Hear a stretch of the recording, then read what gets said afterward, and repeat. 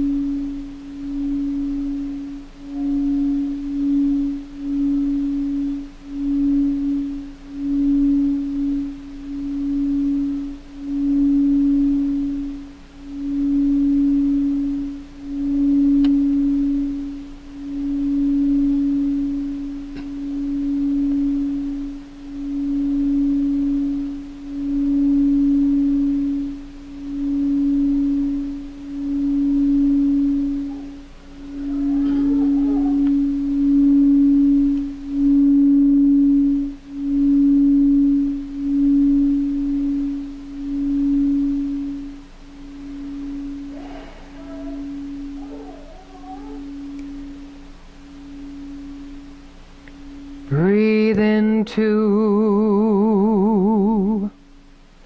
the heart of me.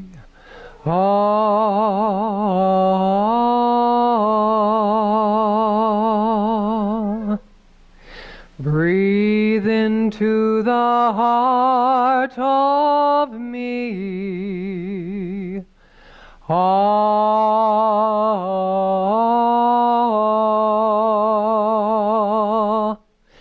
Spirit inside me, I call on you to guide me.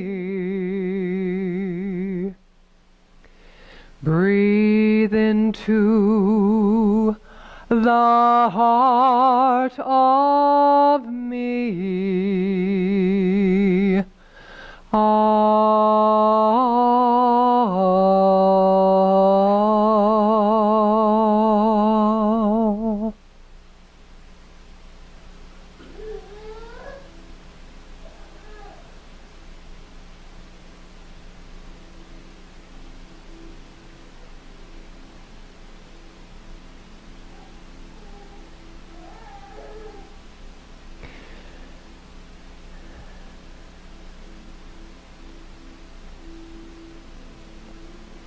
Let us bring our breath to mind.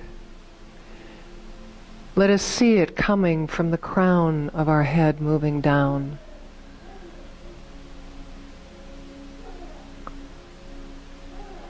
Throughout the energy centers of our body, grounding us as we feel our feet on the floor, knowing that heaven and earth are two expressions of one thing, a thing called life, a thing called intelligence, always creating, always moving.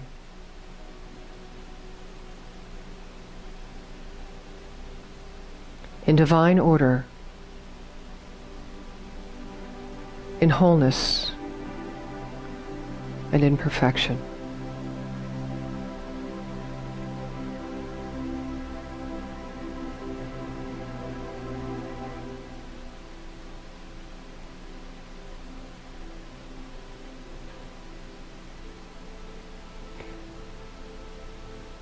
Imagine now your breath coming up from the core of the earth through your feet and up your entire energy system and out through the crown of your head,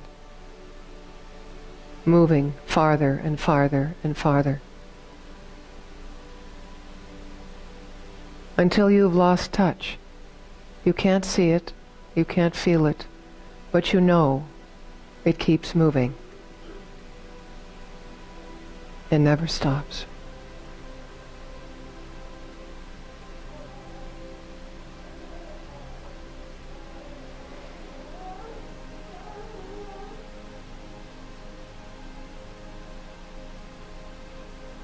Bring your mind back, if you would, through your breath to the center of your heart.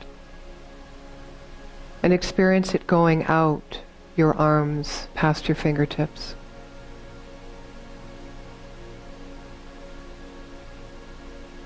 As a measure of all you have experienced, all those you have touched, all that you have created, achieved, every time you've fallen, every time you've picked yourself back up.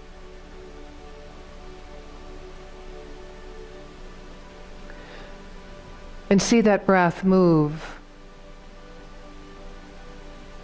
until you can't see it anymore, knowing there is so much more life within you to share, to express, and so much life outside of you to yet experience.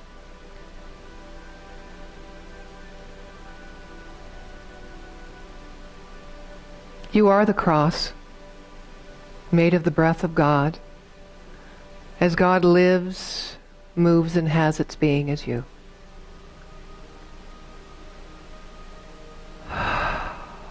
Breathe into that truth.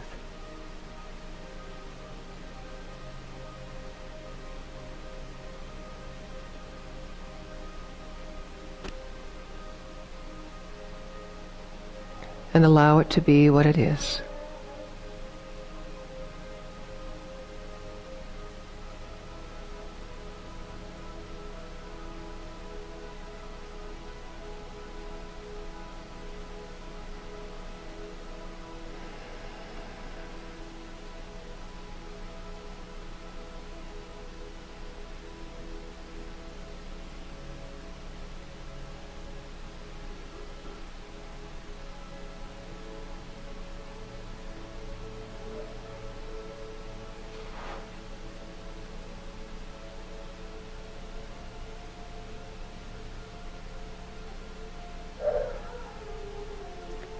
I invite you, together as a community, just to take another moment and speak words inside of you of gratitude for what is, as you, as your life, and as you're becoming.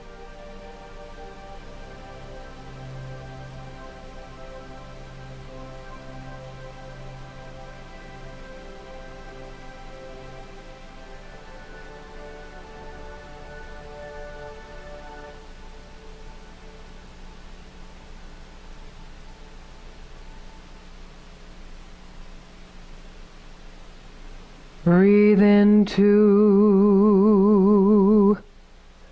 the peace of me.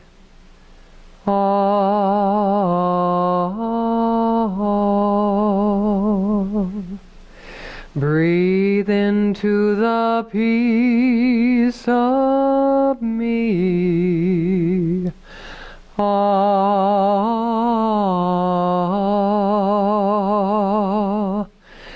Spirit inside me, I call on you to guide me.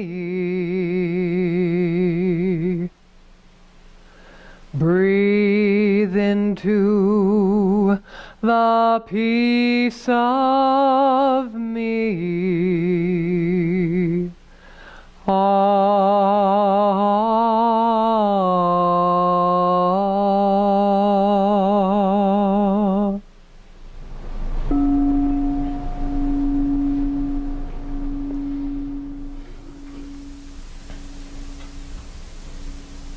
I'd like to invite Mr. Tink Robinson forward to read a selection of poetry from his book, I Am Here.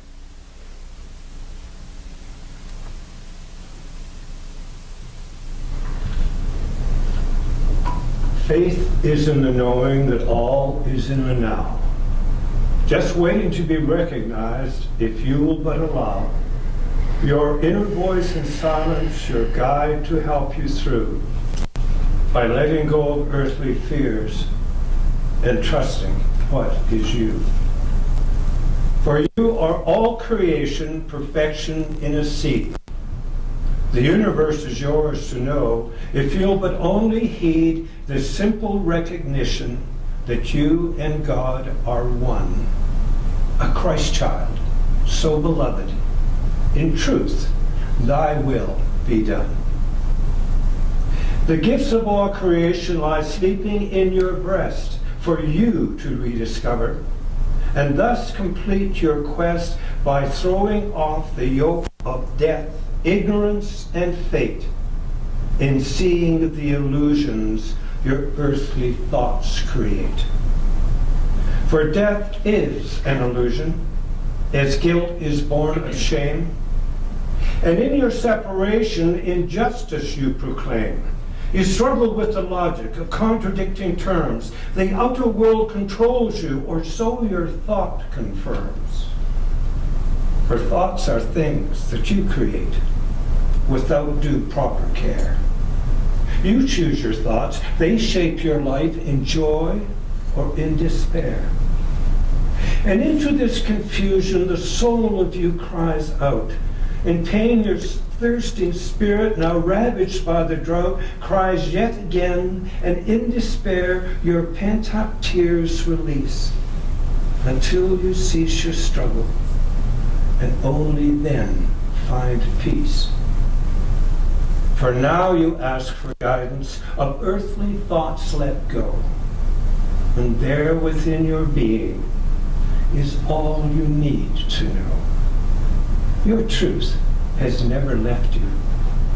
In silence you will find that faith is your creator, all-knowing, loving mind. Thank you.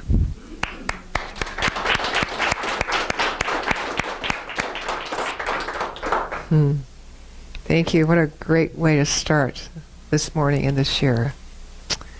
When did you write that poem, Tink? In the last century. Yeah. All these poems were written for Judy, as you know. Yes. You've been married 47 years. Thank you. He's going to share one more to close our morning a bit later. Thank you.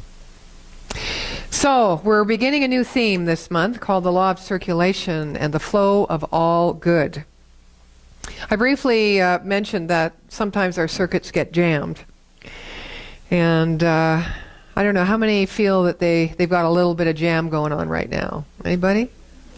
In some area or another? You know what metaphysics says? It says if you're jammed in one area, you are jammed in all areas. You just don't notice it in the others perhaps as much. So what we're doing is we're opening the circuitry. We're enlivening, we're feeding the circuitry so that we can this year become an integrated whole in our own experience. Bless you. And as we become an integrated whole in our own experience, we can, and Tink was mentioning that in his poetry, start to look at those things that look like they're a juxtaposition or they're a paradox or an anomaly.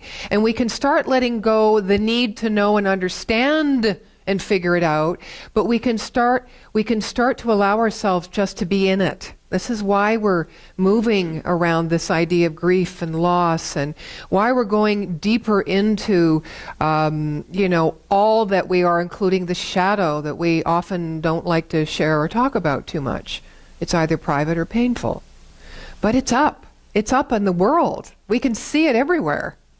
And as we start clearing this within us and start to become an integrated whole, which means embracing all that we are, we vibrate energetically, because we're energetic beings, everything's energy, at a higher level. This has its effects consciously throughout this world and beyond. We spend a lot of time in our life giving other people power over us, what they think, what they believe, how they feel. So it's not unusual to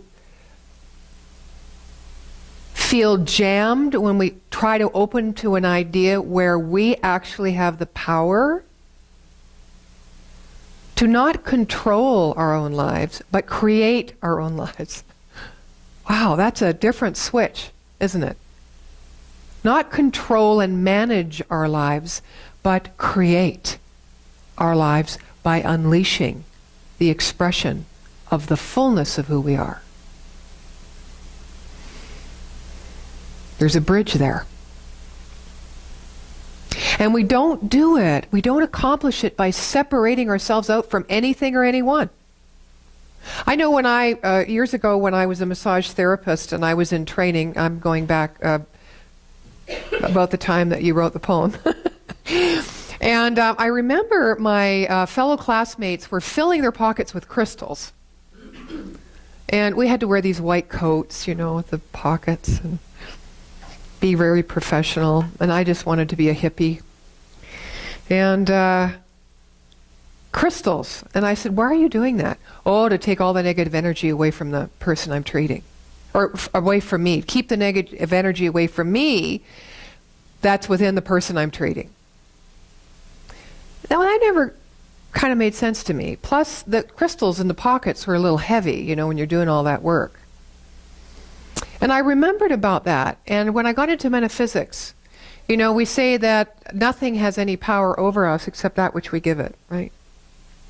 So today, or that person that we give the power to, so today we're giving the power over to the concept of our oneness with the universe. And when we do that, we do not see the duality. We don't look at someone as evil based on what they said or didn't say, what they did or didn't do, what we heard about their past, or what we experienced at their hand. We see the goodness. We see the wholeness. We see the absolute intelligence and the vitality of the seed of God that was born as in them. That's how we hold it. And when we start holding life like that and others like that, be very surprised at the kinds of experiences you will attract to you. Now, that's what we do secondarily. What we do first is hold ourselves like that. Which means not try to escape from anything that we don't like about ourselves, and not even try to name anything we don't like about ourselves, including a physical health condition or a lack thereof of money, love, career, passion. We don't name any of that or hold any of that separate from us. We put the energy of our own spiritual intelligence around it and underneath it, and we hold it sacredly. Because it is all that our humanity has experienced. Now, there may be many understandings about why we experience certain things in life, especially the tragedies. Well, whether it's a tragedy or a blessing, I think it's all a blessing in the end. And when we look back, we can see, although we may still miss and be in pain and feel sorrow, especially for someone we've lost, we can still see how we have grown. And we've grown by means of adapting and bringing into ourselves that which we have lost. Because there's no separation between the person we lost. You spoke about it in your poem. There is no death. There is only life everlasting, moving and circulating in the invisible plane, which is causal.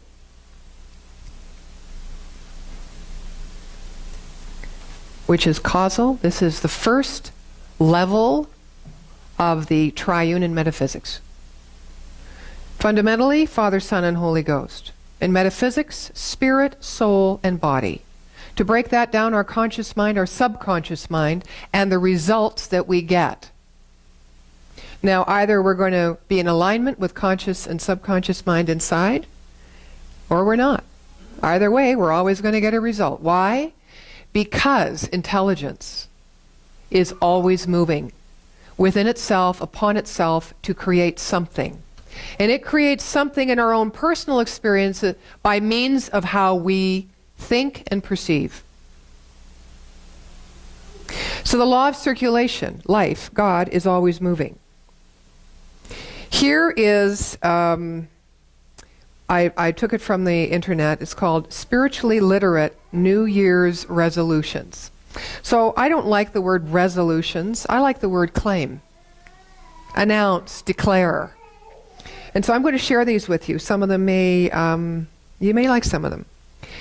Number 1, I will live in the present moment. I will not obsess about the past or worry about the future.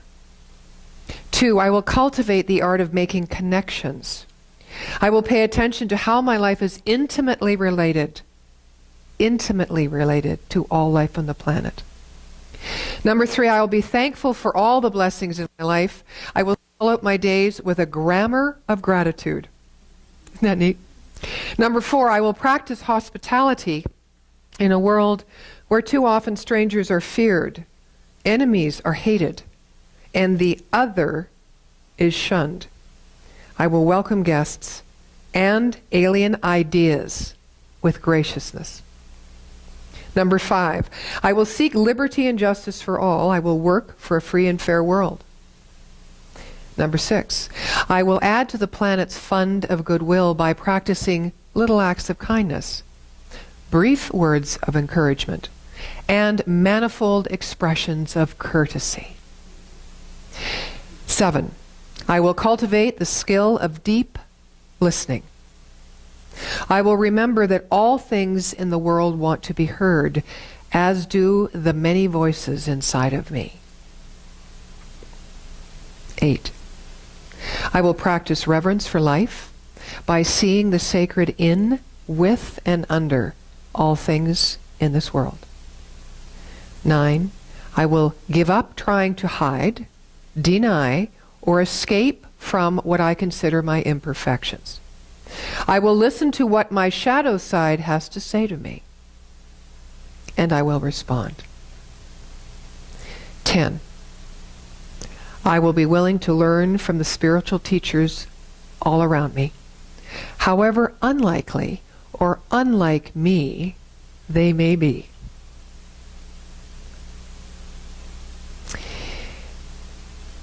It's not always an easy process, I know, to build this bridge in mind. But it truly is what life is all about.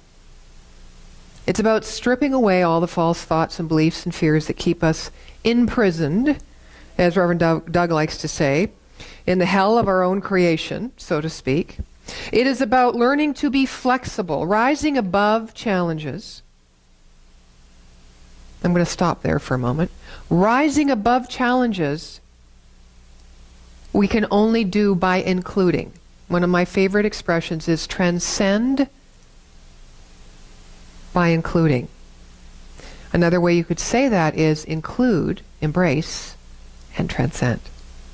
It is not about separating out.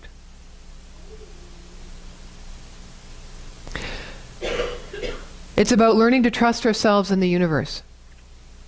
Finally getting back to a point where we are truly living as our authentic selves. Working with the universe and not against it. Working with the universe and not against it. And treating ourselves and each other with love and respect as we learn how to peacefully coexist. Our vision here at the center is transforming consciousness, honoring humanity, and creating global unity. Now, you can hear this and think about it in a global respect, or you can see it and feel it inside of you as transforming my consciousness, honoring my humanity, therefore. And as I do that, I do my part in creating global unity. So as we begin the new year, we look into a way in which this universe expresses itself through the law of circulation, and the role the universal subjective law that responds to the impress of our deep belief has through its own natural unconditional receptivity. Unconditional receptivity. So the subjective mind of this universe, or the subjectivity of God, the all-knowing, all-loving beingness, energy, is always impressed by what is put into it. And it unconditionally receives it. Why? Because it is whole and infinite. It is that which is being impressed upon it anyway. It is you, it is me, it is your individual mind, and it says yes because it's familiar. It's part of itself. Why would it divide and work against itself? So it says yes, it is unconditional. It receives the impress of our thought, which is creative, without going, I don't know. Don't think so. Not this day. Be a frosty Friday. I don't think so. No. Haven't earned it. Don't deserve it. Ain't worth it. Now why would intelligence believe that about itself when it is all-knowing, all-wise, all-loving, when it is whole and infinite? If it were that way, then there would be good and evil.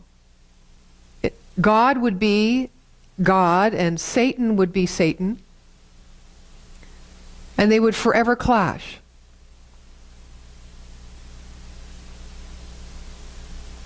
That happens in our mind, but it doesn't happen in spiritual reality.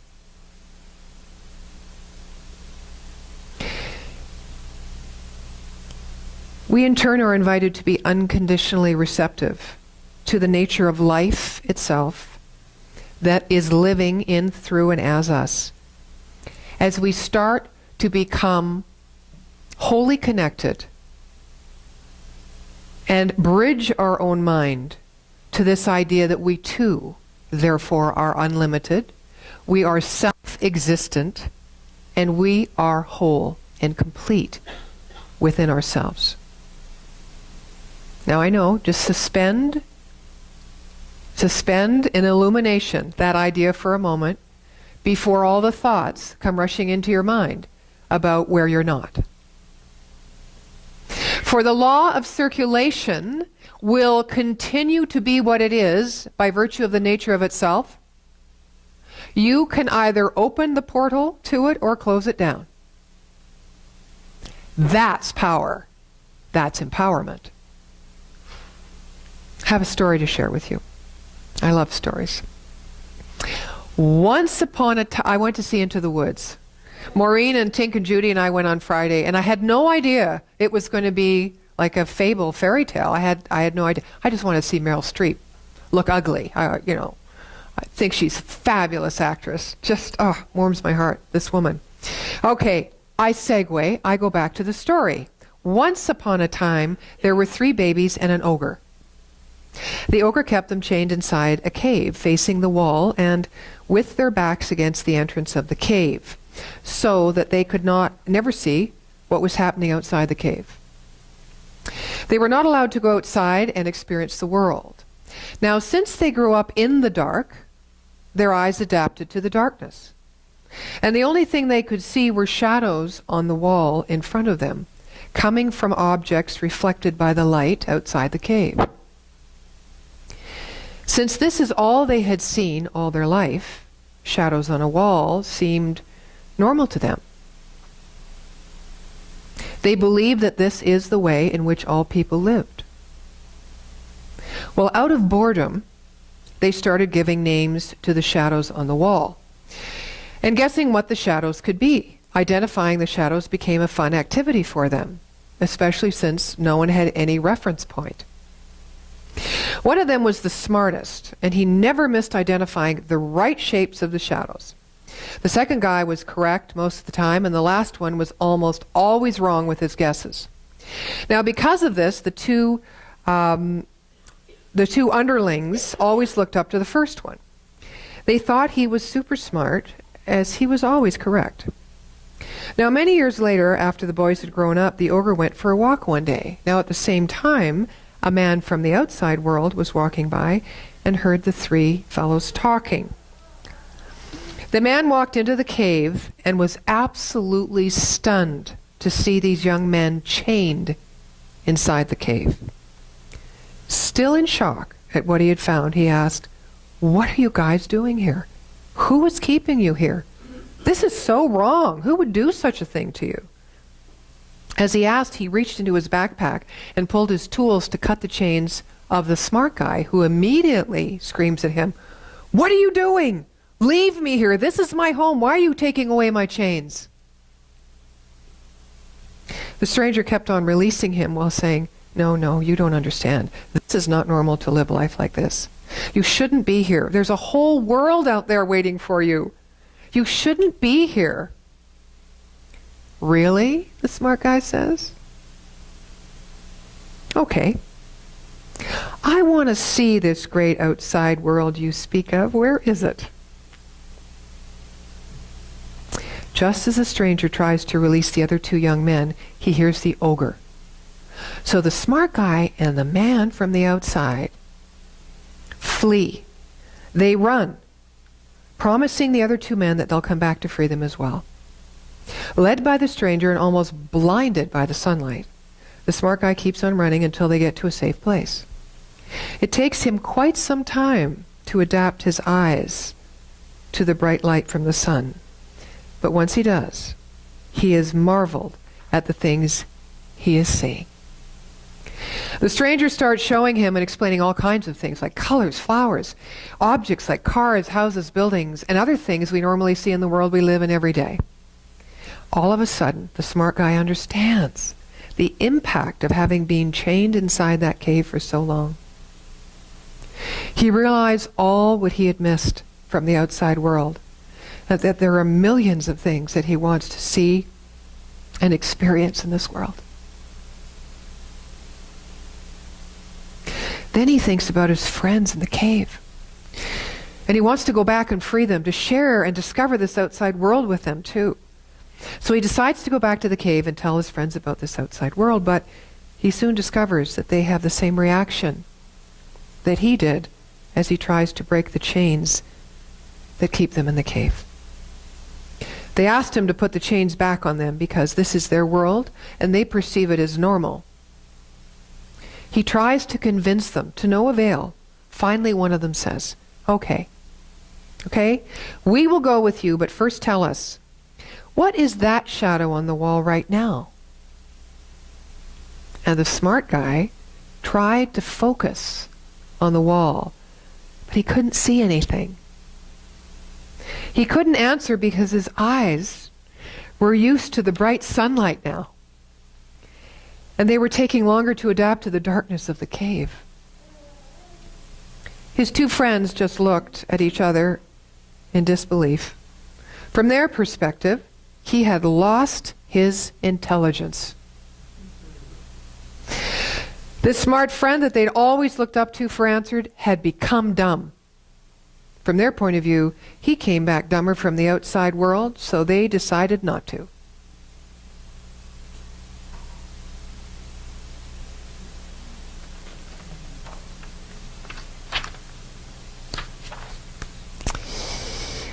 We have a certain way of seeing when we are focusing on our imperfections and our lack.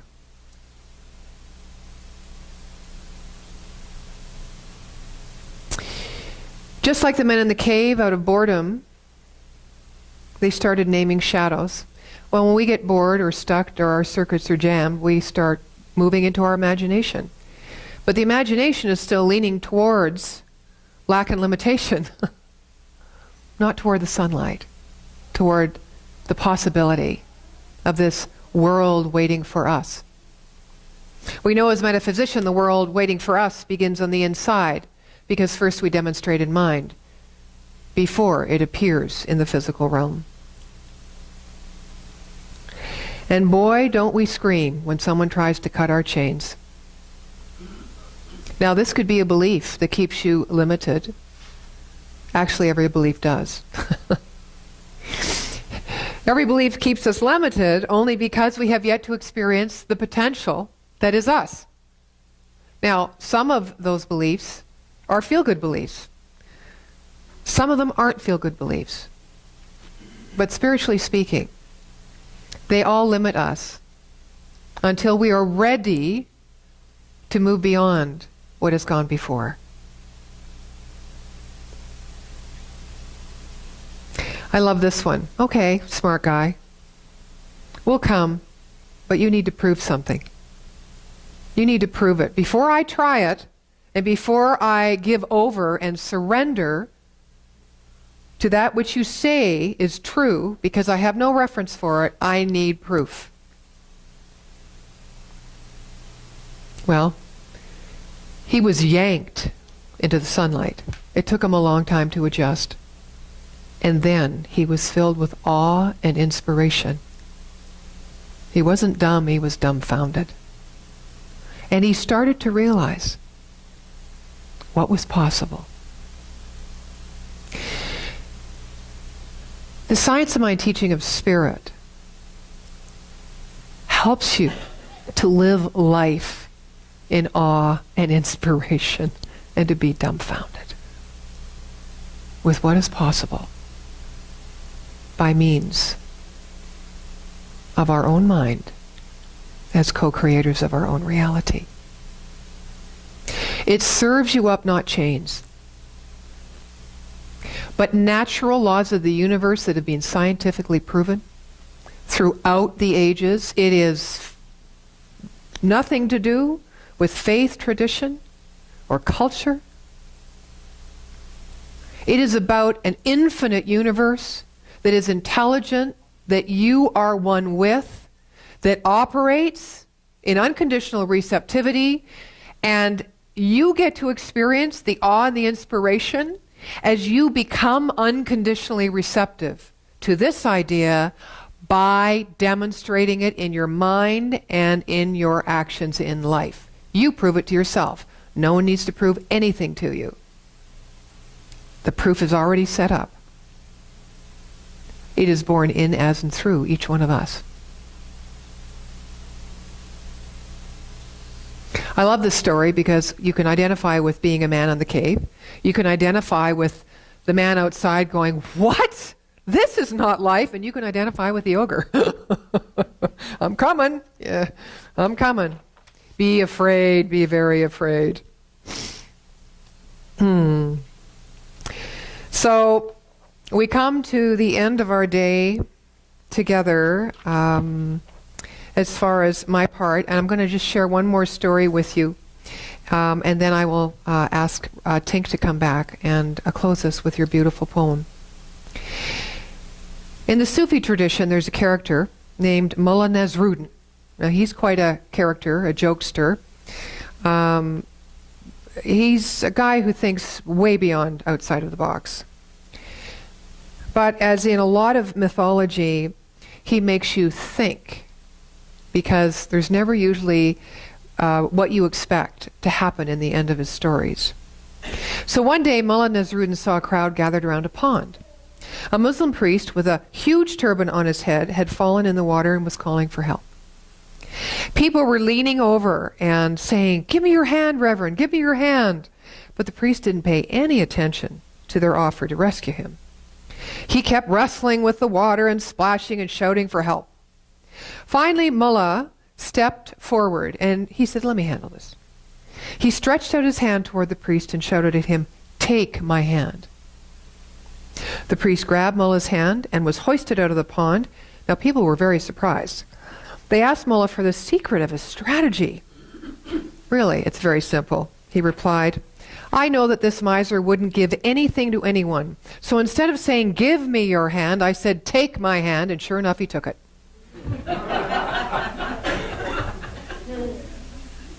Yeah. So we're moving from this idea of I need to get, because the source is out here, I need to take what's mine before someone else gets it. Someone said to me once, "Oh, there's enough in this world for everyone. It's just someone else has my share." You know? But no. There's enough of everything. But we can't see it if we don't feel we are enough. This is the rub. So we move from looking out there as our source, or looking at you or the lover or the child or the bank or the government or anything as our source. Let's never look at the media. I don't know why I needed to say that. Because it's an illusion. The gift and the source is here. So let's look into ourself and give of ourself, our expression, our good.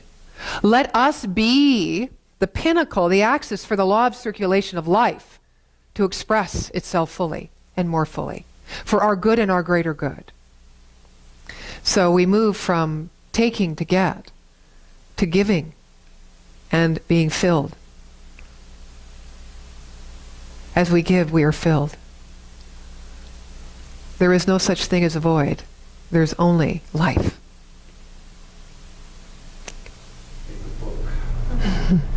The last poem I wrote was different. It had no rhyme. But it's called Surrender, for You Are You. Know that in the vaster scheme of things, all is as it should be. We have chosen this pathway and have entered into contracts with all those souls who assist us in acting out our lives. But remember, as it is with the wind, so it is with life. The wind blows from any quarter, ever changing, never the same, and yet it is the wind, a moving force which teaches us that we too can change our direction and soar with our dreams to new places, new heights, and to unlimited realities. We can also learn that in the silence, the eye of the hurricane is peaceful.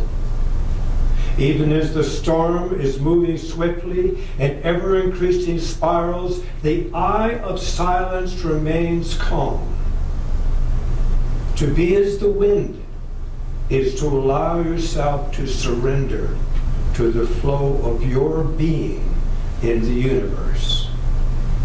You are the thistledown, as the song of a bird, or the fragrance of a flower, or the laughter of a child, transported on the breath of life, the wind of the holy quest, the flowing breath of the universe. Breathe in and breathe out your essence.